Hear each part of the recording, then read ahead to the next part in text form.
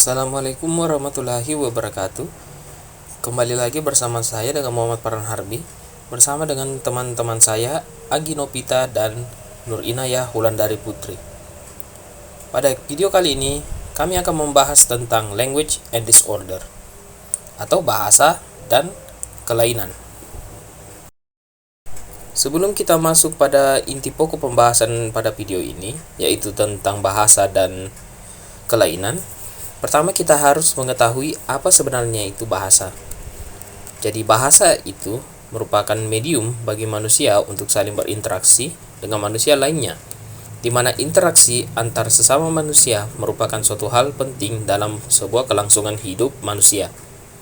Kemampuan berbahasa sangatlah dibutuhkan sehingga tujuan komunikasi dapat tercapai secara maksimal.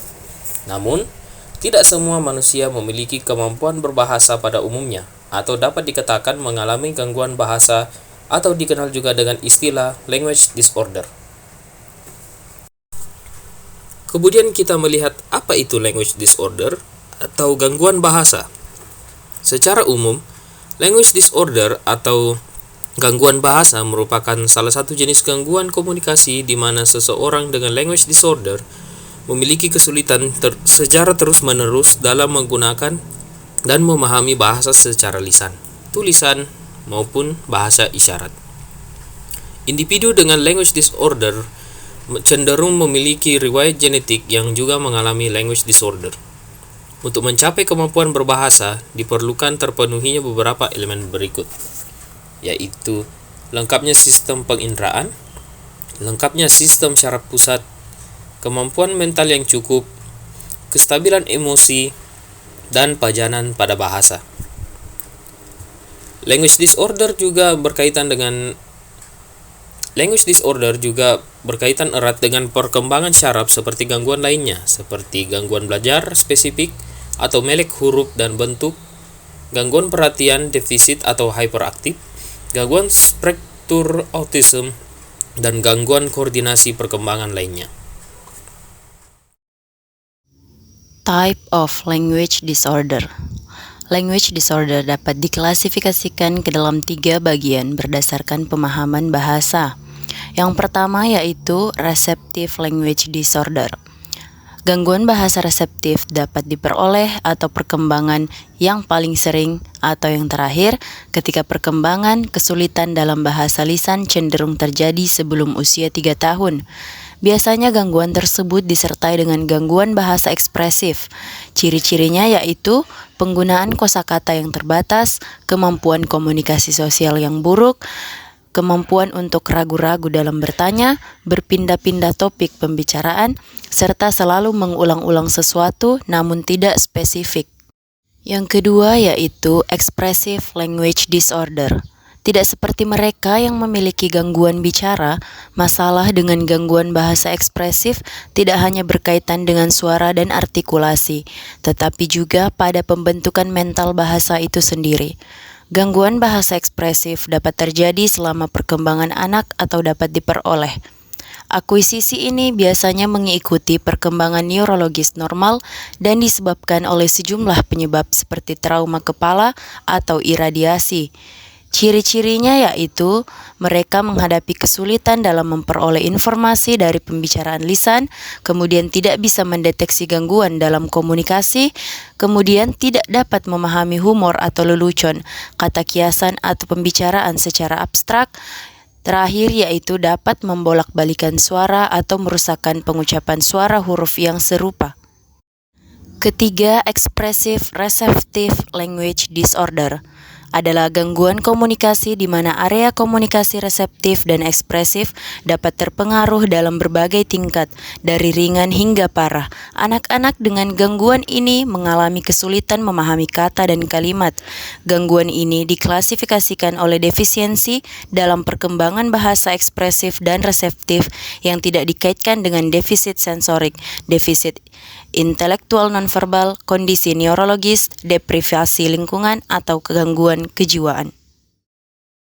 Selanjutnya adalah consequence of language disorder. Ada beberapa diagnosa yang disebabkan oleh gangguan bahasa atau language disorder diantaranya. Pertama, afasia. Afasia adalah gangguan berkomunikasi yang disebabkan oleh kerusakan pada otak. Gangguan ini dapat memengaruhi kemampuan berbicara dan menulis, serta kemampuan memahami kata-kata saat membaca atau mendengar. Afasia dibedakan dalam beberapa kategori, diantaranya afasia Wernicke, afasia Broca, afasia global, afasia progresif primer, dan afasia anomik. Yang kedua adalah apraksia. Apraksia adalah gangguan syaraf yang menyerang sistem motorik. Kondisi ini menyebabkan otot tidak mampu menerima perintah otak dengan baik, sehingga penderitanya tidak mampu melakukan gerakan tertentu meski ia menginginkannya. Apraksia bisa terjadi di berbagai bagian tubuh, meski umumnya menyerang otot area mulut. Pada kasus ini, penderita akan sulit melakukan gerakan-gerakan seperti bersiul, menjilat bibir, menjulurkan lidah, dan bahkan berbicara. Yang ketiga adalah disgrafia. Disgrafia adalah gangguan yang membuat seseorang kesulitan untuk menuliskan atau mengekspresikan pikirannya dan perasaannya dalam bentuk tulisan. Kondisi ini terlepas dari kemampuan membaca. Yang keempat adalah autism. Autisme atau Autism Spectrum Disorder or ASD merupakan gangguan perkembangan pada anak yang menyebabkan kemampuan komunikasi dan sosialisasi anak terganggu. Yang kelima adalah ADHD. ADHD atau Attention Deficit Hyperactivity Disorder adalah gangguan mental yang menyebabkan seorang anak sulit memusatkan perhatian serta memiliki perilaku impulsif dan hiperaktif. Gejala utama ADHD adalah sulit memusatkan perhatian serta berperilaku impulsif dan hiperaktif. Penderita tidak bisa diam dan selalu ingin bergerak. Yang keenam adalah stuttering. Stuttering atau gagap adalah suatu gangguan bicara di mana aliran bicara terganggu tanpa disadari, seperti pengulangan dan pemanjangan suara, suku kata, kata atau frasa yang mengakibatkan gagalnya produksi suara. Yang ketujuh adalah Down syndrome. Sindrom Down atau Down syndrome adalah kelainan genetik yang menyebabkan penderitanya memiliki tingkat kecerdasan yang rendah dan kelainan fisik yang khas. Sebagian penderita dapat mengalami kelainan yang ringan, tetapi sebagian lainnya dapat mengalami gangguan yang berat hingga menimbulkan penyakit jantung. Salah satu cirinya yaitu lidah yang pecah-pecah pada penderita yang mengganggu kemampuan dalam berkomunikasi. Itulah tadi video kami tentang language disorder atau gangguan bahasa. Kami harap kalian mendapatkan suatu hal yang baru dari menonton video kami ini. Saya Muhammad Farhan Harbi bersama dengan Nur Inaya Wulandari Putri dan Anggi Nopita mengucapkan terima kasih banyak. Wassalamualaikum warahmatullahi wabarakatuh.